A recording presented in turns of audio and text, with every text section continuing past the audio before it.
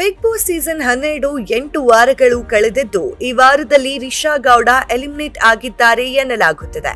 Wild card ಸ್ಪರ್ಧಿಯಾಗಿ ದೊಡ್ಡ ಮನೆಗೆ entry ಕೊಟ್ಟ ರಿಷಾ ಎಲ್ಲರ ಗಮನ ಸೆಳೆದಿದ್ದರು. ಮನೆಯೊಳಗೆ ಕಾಲಿಡ್ತಿದ್ದಂತೆ ಅಶ್ವಿನಿ ಗೌಡ ಹೇಳೋದು ಒಂದು ಮಾಡೋದು ಇನ್ನೊಂದು. ಆನೆ ನಡೆದಿದ್ದೇ ದಾರಿ ಯಾವಾಗ್ಲೂ ಕರೆಕ್ಟ್ ಆಗಿ ಇರಲ್ಲ ಅಂತ ತೋರಿಸ್ತೀನಿ ಬಿಗ್ ಬಾಸ್ ಎಂದು ಹೇಳಿದ್ದರು. ಇನ್ನು ಧ್ರುವಂತ ಸಮಯ ಮುಗ್ದಿದೆ. ಇನ್ನು ಕಪಟ ಮುಖವಾಡ ಹಾಕಿಕೊಂಡು ಬದುಕುತ್ತಿರುವುದು ಸ್ಪಂದನ. ನನ್ನ ಟಾರ್ಗೆಟ್ ಕಾಕ್ರೋಚ್. ತುಂಬಾನೇ ಟಫ್ ಕಂಟೆಸ್ಟೆಂಟ್ ಅಂತ ನಾನು ಅಂದುಕೊಂಡಿದ್ದೆ, ಆದ್ರೆ ಇವರು ಉತ್ತರ ಕುಮಾರ ಎಂದು ಹೇಳಿದ್ರು. ಈ ರೀತಿಯಾಗಿ ದೊಡ್ಡ ಮಟ್ಟದಲ್ಲಿ ಎಂಟ್ರಿ ಕೊಟ್ಟಂತಹ ರಿಷಾ ಇದೀಗ ಬಿಗ್ ಬಾಸ್ ಮನೆಯಿಂದ ಎಲಿಮಿನೇಟ್ ಆಗಿದ್ದಾರೆ ಎನ್ನಲಾಗುತ್ತಿದೆ. ಇಷ್ಟೇ ಅಲ್ಲ, ಬಾತ್ರೂಮ್ನಲ್ಲಿ ರಿಷಾ ಅವರ ಬಳಿ ಬಕೆಟ್ ಕೊಡುವಂತೆ ಗಿಲ್ಲಿ ಅವರು ಮನವಿ ಮಾಡಿದ್ರು. ಆದ್ರೆ ರಿಷಾ ಇದಕ್ಕೆ ಬಗ್ಗಲಿಲ್ಲ.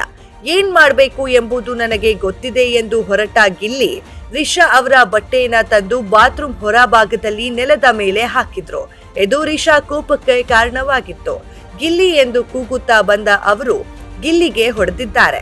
ಇಷ್ಟಕ್ಕೆ ರಿಷಾ ನಿಲ್ಲಿಸಲಿಲ್ಲ. ರಿಷಾ ಅವರು ಗಿಲ್ಲಿ ಮೇಲೆ ಕೂಗಾಡಿದ್ದಾರೆ. ಗಿಲ್ಲಿ ಬಟ್ಟೆಗಳನ್ನೆಲ್ಲ ಎತ್ತಿ ಬಿಸಾಕಿದ್ದಾರೆ.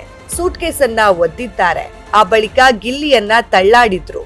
ರಿಷಾ ಮಾಡಿದ್ದು ಬಿಗ್ ಬಾಸ್ ಮೂಲ ನಿಯಮಗಳಿಗೆ ವಿರುದ್ಧವಾಗಿದ್ದರೂ ಅವರನ್ನು ಬಿಗ್ ಬಾಸ್ ಮನೆಯಲ್ಲಿ ವಾರ್ನಿಂಗ್ ಕೊಟ್ಟು ಇರಿಸಿಕೊಳ್ಳಲಾಯಿತು. ಇನ್ನು ರಾಶಿಕಾ ಶೆಟ್ಟಿ ಹಾಗೂ ರಿಷಾ ಗೌಡ ಅವರ ಚರ್ಚೆ ಲವ್ ಟ್ರ್ಯಾಕ್ ವಿಚಾರಕ್ಕೆ ಸುದೀಪ್ ಅವರು ತಾಳ್ಮೆ ಕಳೆದುಕೊಂಡಿದ್ದರು. ಧ್ರುವಂತ್ ಜೊತೆ ಲವ್ ಟ್ರ್ಯಾಕ್ ಶುರು ಮಾಡಿ ಎಂದು ರಾಶಿಕಾ ರಿಷಾಗೆ ಹೇಳಿದ್ರು. ಆಗ ರಿಷಾ ಗೌಡ ವಾಕರಿಕೆ ಬಂದಂತೆ ನಡೆದುಕೊಂಡಿದ್ದರು. ಈ ವಿಚಾರಕ್ಕೆ ಸುದೀಪ್ ಸಿಟ್ಟಾಗಿದ್ದರು. ಧ್ರುವಂತ್ ಕೂಡ ಯಾರೋ ಒಬ್ಬರ ಮಗನೇ, ಅವರ ಬಗ್ಗೆ ಹೀಗೆ ಹೇಳೋಕೆ ಹೇಗೆ ಮನ್ಸು ಬರುತ್ತೆ? ಲವ್ ಸ್ಟೋರಿ ಮಾಡಿ ಗೆಲ್ಲಬಹುದು ಎಂದುಕೊಳ್ಳಬೇಡಿ. ಇದು ಛತ್ರ ಅಲ್ಲ. ಈ ಮನೆಯನ್ನ ಹಾಳು ಮಾಡಬೇಡಿ ಎಂದು ರಾಶಿಕಾ ಹಾಗೂ ರಿಷಾಗೆ ಈ ಹಿಂದೆ ಕಿಚ್ಚ ಸುದೀಪ್ ಎಚ್ಚರಿಕೆ ನೀಡಿದ್ರು. ಇನ್ನು ರಿಷಾ ಗೌಡ ಯಾವುದಾದರೂ ಒಂದು ವಿಷಯಕ್ಕೆ ಬಿಗ್ ಬಾಸ್ ಮನೆಯಲ್ಲಿ ಜಗಳ ಮಾಡುತ್ತಲೇ ಬರುತ್ತಿದ್ದಾರೆ.